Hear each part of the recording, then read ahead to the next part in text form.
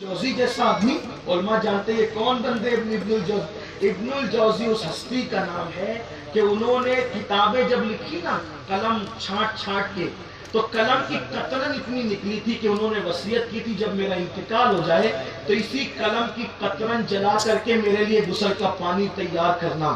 تو غسل کا پانی قلم کی قطرن پر تیار کیا گیا، پانی گرم ہو گیا پھر بھی قلم کی قطرن موجود رہی۔ سوچو کتنی کتابیں لکھی، ایسا عالم، ایسا محدث اور مفسر۔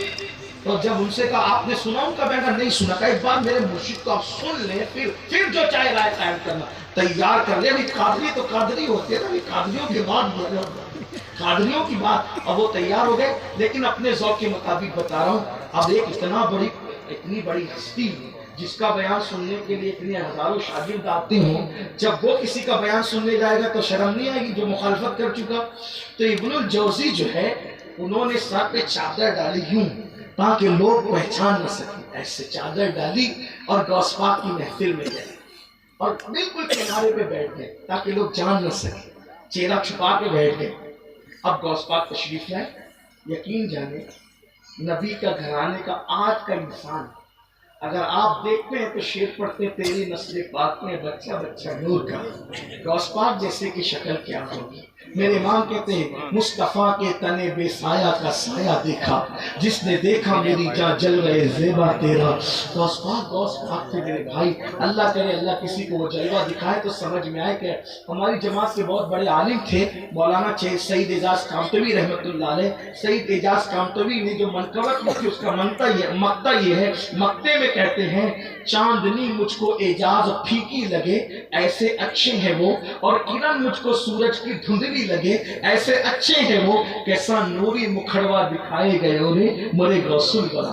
ان کا چہرہ کوئی نا کہ وہ کیسے تھے، ان کا رنگ کیا تھا، ان کی شان کیا تھی۔ بہرحال ابن الجوزی گئے اور جا کر کنارے پر یوں چادر ڈال کر بیٹھ گئے۔ غوث پاک آئے مسند پہ بیٹھے۔ اچھا جیسے ہمارے یہاں ہوتا ہے نا کہ پہلے عنوان سیٹ ہوتا ہے، پھر اس میں مقرر آتا ہے، پھر بھی مجھ جیسا کوئی بے پڑھا لکھا اگر آ جائے تو عنوان کچھ ہوتا ہے بول کے کچھ جاتا ہے، بلکہ آیت بھی پڑھ لے تو آیت پڑھنے کے بعد پوری تقریر ہو جاتی ہے، 2 گھنٹے کی ہوتے میرے آیت پر تو کچھ بولنے کا موقع نہیں ملا، انشاءاللہ آئندہ آئیں گے تو پھر آیت پر گفتگو۔ کبھی ایسا بھی ہوتا ہے نا، یہ بات ہوتی ہے، لیکن وہاں ایسا سیٹنگ والا معاملہ نہیں ہوتا۔ کیا ہوتا تھا؟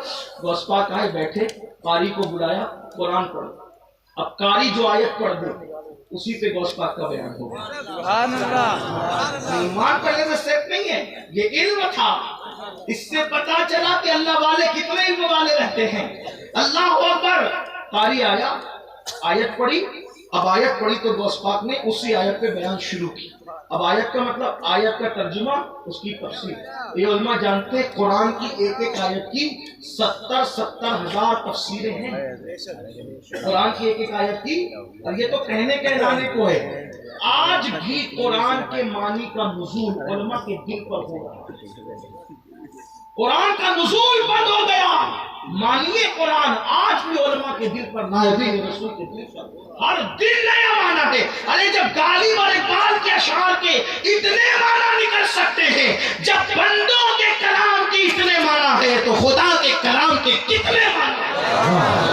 یہ قرآن کی زندہ کتاب ہے، قرآن زندہ کتاب ہے، آج بھی اس کے معنی لوگوں کے دلوں پر نازل ہو رہے ہیں۔ یہ اور بات ہے کہ لوگوں نے قرآن کو چھوڑ دیا ہے۔ اللہ اکبر۔ تو سرکار غوث پاک نے آیت کو بیان کی، ترجمہ پڑھا اور اس پہ تفسیر بیان کرنا شروع کی۔ ملا علی قاری لکھتے ہیں اس واقعے کو، اور بھی لوگوں نے لکھا ہے، لیکن سنو، جب غوث پاک نے پہلا قول بیان کیا تفسیر کا تو وہ جو قاضی تھا تو ابن الجوزی نے بہت چاہے وہ ناز سے سر گیا، کوئی نئی بات نہیں کہی تھی تیرے پیر نے، میں جانتا ہوں اس کو۔ کیونکہ علماء جو بیٹھتے ہیں نا، یہ کوئی ان کی معلومات میں ہم لوگ اضافہ نہیں کرتے، یہ دعا کے لیے بیٹھتے ہیں، برکت کے لیے، ورنہ ہم جو لوگ بیان کرتے ہیں اس سے زیادہ یہ لوگ جانتے ہیں، مگر یہ حوصلہ افزائی اور برکت کے لیے آتے، زینت اسٹیج، آپ کی معلومات میں کچھ اضافہ ہو جاتا ہے۔ تو پہلی بار بیان کی تو انہوں نے کہا جانتا ہوں، پھر دوسری بیان کی تو دیکھا تو کہا جانتا ہوں، تیسری بیان کی وہ بھی، چوتھی بیان کی وہ بھی، اس طرح سے تقریباً 11 تفسیر تک وہ سر جاتے ہیں جانتا ہوں۔ 12ویں شروع کی تو سر جھک گئے، پھر 13ویں، پھر 14ویں، پھر 15ویں، بعض لوگ کہتے ہیں اس آیت کے 40 معنی اور ایک روایت کے مطابق اس آیت کے 70 معنی دوست پاک نے بیان فرمائے، اور جب 70 بیان کیے تو 11 کے بعد گردن جھکتی چلی گئی، جھکتی چلی گئی، جھکتی چلی گئی، خاموش رہے، نظر نہ ملائی اس قادری سے۔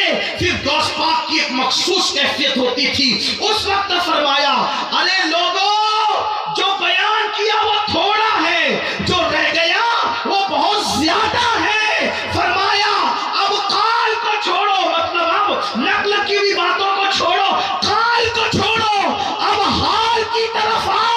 اتنا کہنا تھا، قال کو چھوڑو، حال کی طرف آؤ۔ پورا مجمع پر جذبات طاری ہو گئے، کوئی نعرے لگا رہا ہے، کوئی کپڑے پھاڑ رہا ہے، کوئی وقت میں ہے، کوئی زمین پہ گر کے بے ہوش ہے، کسی کے جسم سے روح نکل گئی ہے۔ اس ہنگامے کے اندر وہ قادری ڈھونڈ رہا تھا، ابن الجوزی کہا ہے، جب دیکھا ابن الجوزی تو بس پاک کا قدم پکڑ کے کہتے تھے مرشد آج پتا چلا کہ آپ کے علم کی شان کا عالم کیا ہے۔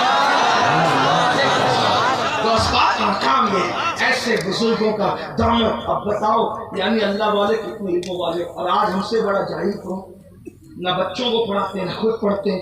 کتنے لوگ ہیں جنہیں قرآن پڑھنا ہوتا ہے؟ رمضان شریف میں کتنے لوگ قرآن پڑھتے ہیں؟ یاد رکھنا بزرگوں نے فرمایا جس نے دنیا میں قرآن پڑھنا نہیں سیکھا قیامت کے دن وہ اندھا اٹھے گا۔ قرآن پڑھ لو زندگی میں۔ اللہ والے تو سب اسی لیے آئے تھے، یہی کام کرنے آئے تھے۔ تو مسلمانوں میری گزارش ہے اللہ کا خوف دل میں پیدا کرو، اللہ کی خشیت میں۔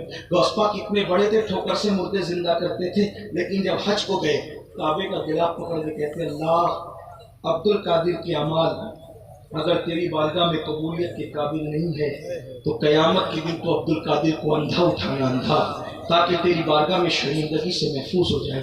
مسلمانوں ایک دن عید کا دن تھا، کوئی غوث پاک سے ملنے آیا تو دیکھا کہ رو رہے ہیں، کہا مرشد آج تو عید کا دن ہے۔ فرمایا بیٹا اپنی عید اس دن ہوگی جس دن اپنا خاتمہ ایمان پر ہوگا، جب ایمان پہ جائیں گے اس دن ہمارے۔ یہ ان کی فکر تھی، ان کی سوچ تھی۔ آج ہم اس سے دور ہو کے میرے بھائیو آؤ توبہ کرو، نیک بنو، اللہ والوں کے نقش قدم پہ چلو۔ صرف نعرے بازی زبانی دعوے سے کام نہیں چلے گا۔ اللہ پاک سب سے پہلے مجھے آپ سب کو عمل کی توفیق عطا فرمائے۔